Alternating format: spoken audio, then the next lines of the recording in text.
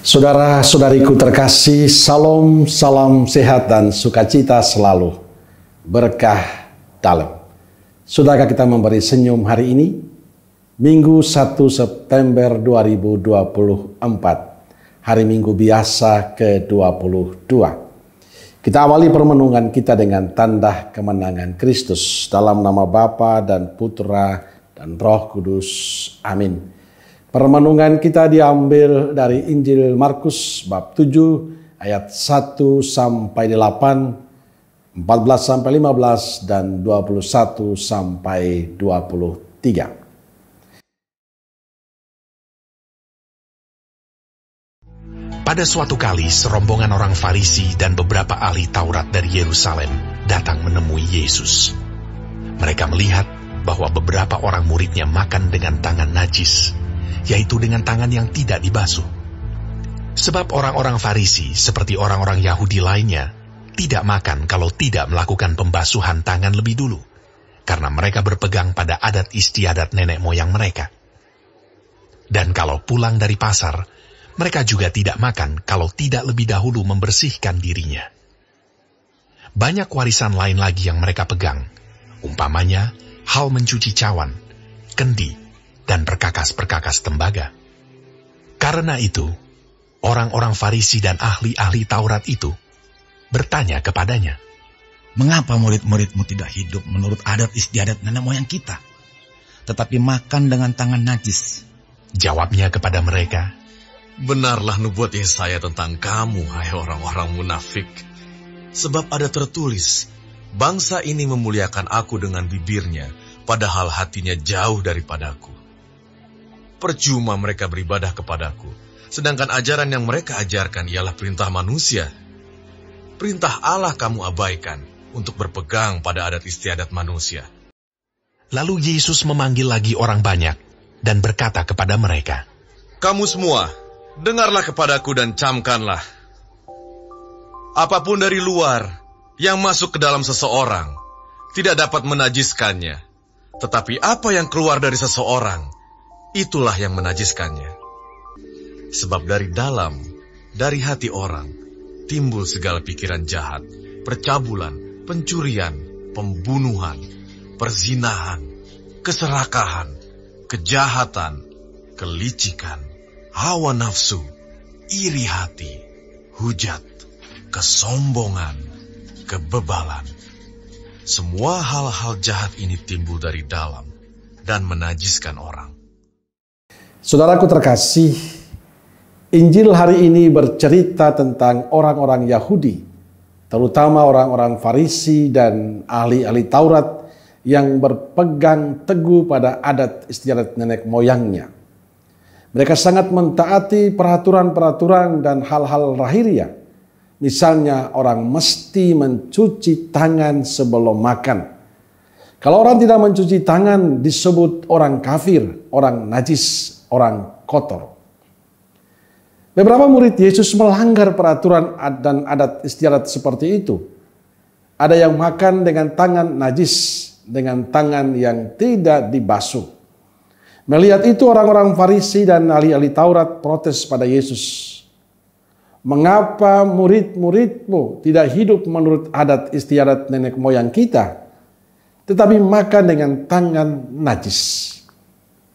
Namun Yesus menjawab, "Benarlah nubuat Yesaya tentang kamu, hai orang-orang munafik.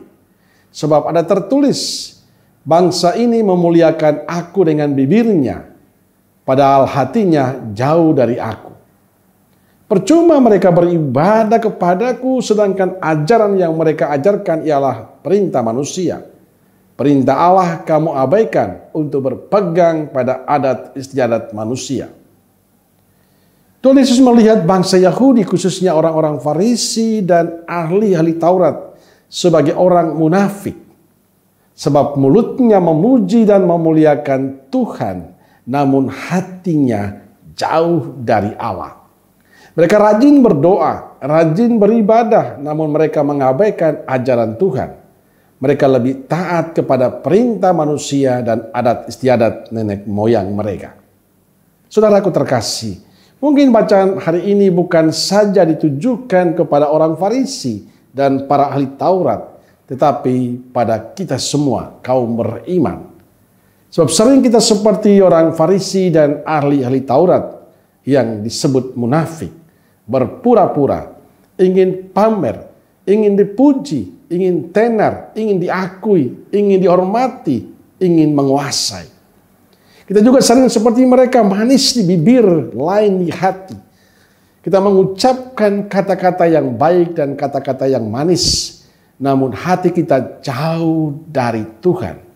Penuh dendam, penuh iri hati, penuh benci, penuh marah, penuh emosi, penuh kesombongan, dan mungkin penuh dengan hal-hal negatif lainnya.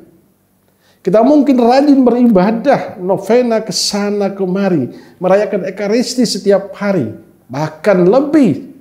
Satu hari bisa 2-3 kali. Tapi hidup kita jauh dari Tuhan. Menurut saya hal-hal inilah yang menajiskan kita, yang membuat hati dan hidup kita kotor.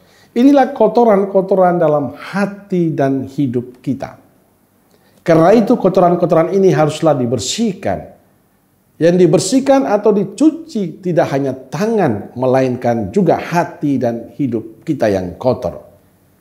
Yesus sesungguhnya tidak menghapus adat istiadat nenek moyang dan peraturan-peraturan bangsa Yahudi. Yesus hanya mau membersihkan praktek-praktek adat istiadat dan peraturan yang merusak keselamatan hidup manusia.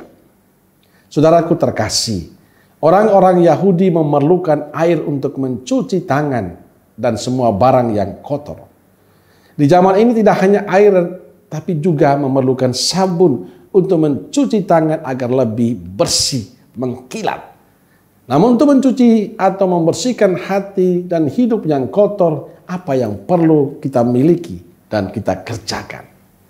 Menurut saya sebagai orang Katolik, untuk membersihkan hati, pikiran dan perilaku kita yang kotor pertama-tama adalah setia untuk dekat dengan Tuhan. Selalu berelasi dengan Tuhan. Selalu berusaha untuk menemui Tuhan dalam segala kesibukan kita. Kedua, setia menerima sakramen tobat, pengakuan dosa. Sakramen pengakuan dosa adalah sakramen semacam sabun yang bisa membersihkan kotoran-kotoran dosa yang busuk dan jahat dalam hati dan hidup kita. Dengan mengakui dosa secara pribadi kepada Tuhan lewat imammu, segala kotoran di dalam hidup kita dihapus, dicuci dengan sangat bersih oleh belas kasih Allah. Dalam sakramen rekonsiliasi ini, kita menerima belas kasih Allah dengan cuma-cuma. Dan setelah kita mendapatkan belas kasih Allah dalam pengampunan, kita akan mengalami perdamaian dengan diri sendiri maupun dengan sesama. Maka kalau kita ingin hidup damai, hidup kita bersih, hidup kita suci, setialah dalam menerima sakramen pengakuan. Cuma pertanyaannya adalah, apakah kita setia dalam menerima sakramen rekonsiliasi ini? Sakramen pengampunan ini? Saya sudah tugas di mana-mana, tapi jujur banyak orang Katolik yang tidak memanfaatkan sakramen rekonsiliasi ini. Semoga hari ini kita diingatkan bahwa bila hati kita, pikiran kita, perilaku hidup kita jauh dari Tuhan, hati dan pikiran kita kotor, datanglah pada Tuhan lewat imammu dan mohonlah sakramen pengampunan. Percaya, damai kerahiman Tuhan akan selalu ada dalam hidupmu. Dan pada akhirnya di wajahmu orang melihat wajah kerahiman Tuhan. Amin. Semoga Allah yang Maha Kasih memberkati saudaraku sekalian, Bapa, Putra, dan Roh Kudus. Amin.